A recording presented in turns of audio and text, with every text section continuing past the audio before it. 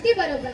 आपण नेहमी ऐकतो की पुस्तक आपल्याला मस्त घडवते, पण समजा ग्रंथालयातील ती शांत झोपलेली पुस्तक अचानक जागी झाली तर, आणि आपल्याशी चक्क गप्पा मारायला तर किती मजा येणार.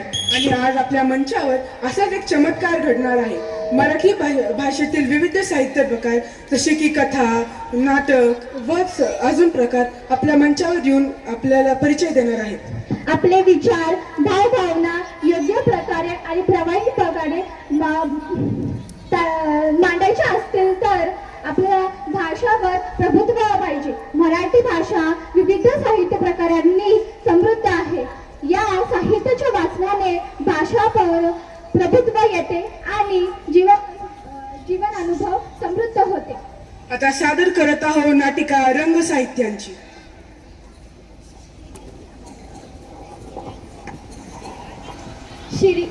शिरीषची सहल भिलार या गावी जाणार होती. भिलार गाव म्हणजे तुम्हाला माहित आहे का? महाराष्ट्रातील पुस्तकांचे गाव. आणि त्या ठिकाणी जाण्यासाठी शिरीष खूप उत्सुक होता.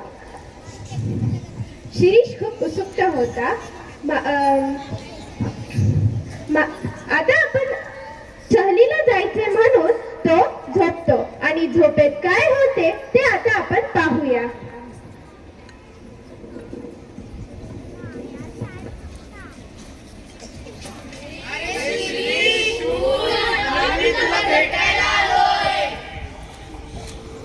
तुम्ही सगळे कोण आहात? अरे असं काय घाबरतो? हे सगळे तर आपलेच मित्र आहे. सगळ्यांची चांगली मैत्री होईल तुझी. माझी ओळख तर तुला लहानपणापासूनच आहे. अरे मी आहे कथा. गोष्ट माझं दुसरं नाव. आपली ओळख कशी काय? आईच्या आजीच्या तोंडून इसाप नीती, पंचतंत्र, अकबर बिरबल अशा कथा ऐकता ऐकता तुला मला वाचायची सवय लागली आहे ना? हो, आठवलं मला. आजी मला नेहमी कोल्हा, उंदीर, ससा, कासव यांची गोष्ट सांगायची. बरं का शिरीष, आकर्षक सुरुवात आणि परिणामकारक शेवट हे माझी विशिष्ट. तुमच्यात पण काही प्रकार असतात का? कारण आमच्या मराठीच्या मॅडम म्हणाल्या आज आपण साहसी कथा शिकूया. अगदी बरोबर. परिकथा, बोधकथा, विज्ञान कथा, ऐतिहासिक कथा हे माझेच उपप्रकार आहेत. शिवाय नाटक, मालिका, चित्रपट या सर्व ललित कथांचा पाया म्हणजे मीच. तुला निर्माण करणाऱ्या लेखकांची नाव मला सांग ना. हो, वपू काळे, शंकर पाटील यासारखे विविध लेखकांनी आमचे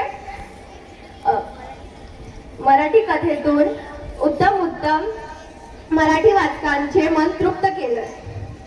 किती सुंदर. आता ही ताई बरं कोण? काय शिरीष, आवडली का कथा? मी कादंबरी, कथेची थोरली बहीणच समज.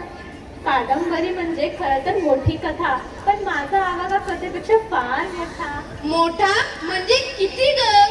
अरे माझ्यात खूप पात्र असतात. त्यांचा परस्पर संबंध असतो. विविध घटना प्रसंगातून माझे कथानक हळूहळू उलगडत जाते. वाचता वाचता तुम्हाला माझ्यातील पात्र ओळखीची वाटू लागतात व आपल्यातीलच भासू लागतात. अनेक अनपेक्षित वळण घेत मी वाचकांच्या मनातील उत्कंठा वाढवते. आता या कथानकात काय होईल याचा विचार करत वाचक मनात गुंतून जातो व रममाण होतो. खरंच तुमचा आवाज हा खूपच मोठा आहे. बरं का शिरीष, साहित्य क्षेत्रातील सर्वोच्च मानाचा ज्ञानपीठ पुरस्कार वि. स. खांडेकर यांच्या ययाती या कादंबरीला मिळाला होता. तेव्हा मराठी माणसांचा ऊर अभिमानानं भरून आला. शिरीष, ओळखलंस का मला? अरे मी आहे कविता. आपली तर फार पूर्वीपासूनची चांगलीच ओळख आहे नाही का?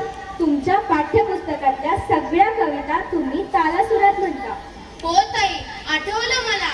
ही आवडती माझा मनापासून शाळा ही माझी आवडती कविता आहे. छान. हा, माझं रूप छोटस, मोजक्या शब्दात मोठा आशय व्यक्त करणे हे माझं वैशिष्ट्य. यमक, अनुप्रास अशा शब्द अलंकारांनी माझं बाह्य रूप आणि उपमा, उत्प्रेक्षा, रूपक यासारख्या अर्थ अलंकारांनी माझा अंतरंग सजवून कवी मला अधिक आशयगर्भ करतात. मॅडम आमच्या म्हणतात की कवितेत शब्दाची रचना अर्थपूर्ण व चपकल असते. कविता ही एक कल्पनांचा सुंदर आविष्कार असतो. हे बरोबर आहे ना? अगदी बरोबर. आणखी काही माहित आहे शिरीष तुला? ताई, मला असं वाटतं ना, जर संगीतकारांनी स्वर चढवला तर तुमचं गाण्यात रूपांतर होतं. कारण मी तुम्हाला पाठ्यपुस्तकात वाचतो आणि CD मधून आणि चित्रपटामधून ऐकतो सुद्धा. छान निरीक्षण आहे हा तुझं. पण मला एक सांग, तुमच्या शाळेत मराठी दिन साजरा करतात का? हो, करतात ना. कोणत्या तारखेला करतात? 27 फेब्रुवारी. अगदी बरोबर. तो कोणाचा जन्मदिवस आहे माहित आहे का तुला? नाही ग. नटसम्राट नाटकाचे लेखक वि.वा. शिरवाडकर म्हणजे कविवर्य कुसुमाग्रज यांचा. खरंच? केशवसुतांबरोबरच कविसूत, बालकवी अशा अनेक कवी कवयित्रींनी मला आपल्या प्रतिभेने सजवले. संत काव्यापासून पंत काव्य अशी वळणे घेत मी आधुनिक काळात मुक्त छंदाचे रूप धारण केले आहे.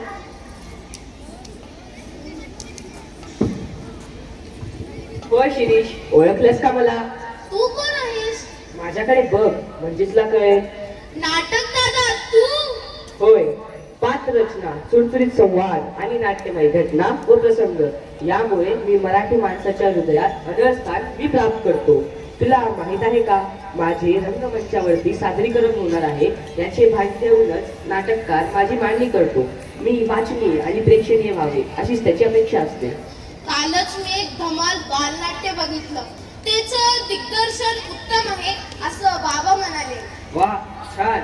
अरे, दिग्दर्शकासाठी मला दिग्दर्शित करणे हा एक आनंददायी अनुभव आहे. मराठी भाषेत पु ल देशपांडे, प्र के अत्रे अशा दिग्गज लेखकांनी मला समर्थपणे हाताळले.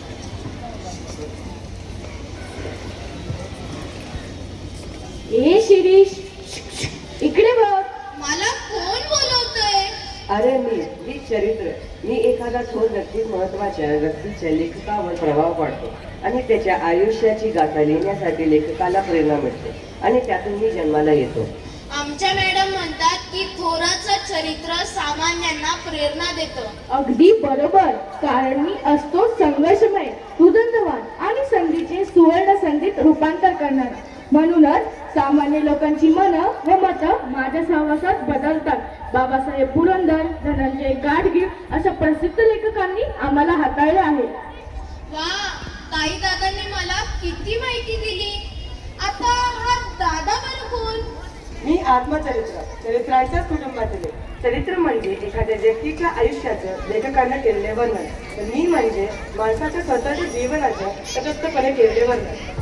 मी माझ्या आयुष्यातील विविध घटनांचा, टप्प्यांचा व सुखदुःखाच्या अनुभवांचे वर्णन करतो आणि म्हणूनच मी साकारला जातो.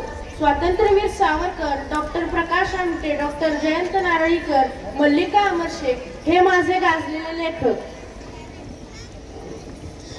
आता हा दादा कोण आहे? हा माझ्याशी बोलणार नाही का? का नाही बोलणार? जरूर बोलणार. मी तुला घरी बसून दूर दूरच्या गावी देशी पोचवणार ना. पण ते कसं? अरे, ते माझंच कार्य आहे. एखाद्या ठिकाणी प्रवास करून आल्यानंतर प्रवासाची, प्रेक्षणीय ठिकाणांची रोचक, मुद्देसूद आणि जशी तशी माहिती वाचकांपर्यंत मी पोहोचवतो. ही माहिती रटाळ, कंटाळवाणी न होऊन देता रंजक पद्धतीने मनोवेधक भाषेत मांडणे हे लेखकाचे कसं. म्हणजे की ना तिकीट, ना विजा, ना गाडी, ना विमान, मी कुठेही फिरू शकतो तुमच्या माध्यमातून. अगदी बरोबर. आणि हेच माझी वैशिष्ट्य आहे.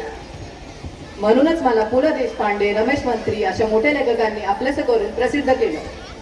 वा, तुम्ही सगळे किती छान आहात.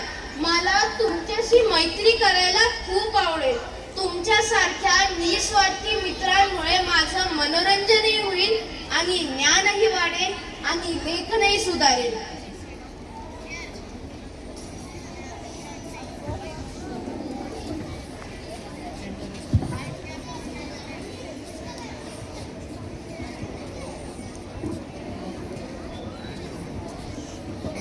साहित्याचे रंग विविध फुलविती साऱ्या रसिक जना. इंद्रधनु ते सप्त रंग जसे, धन्य आमची माय मराठी, धन्य साहित्य,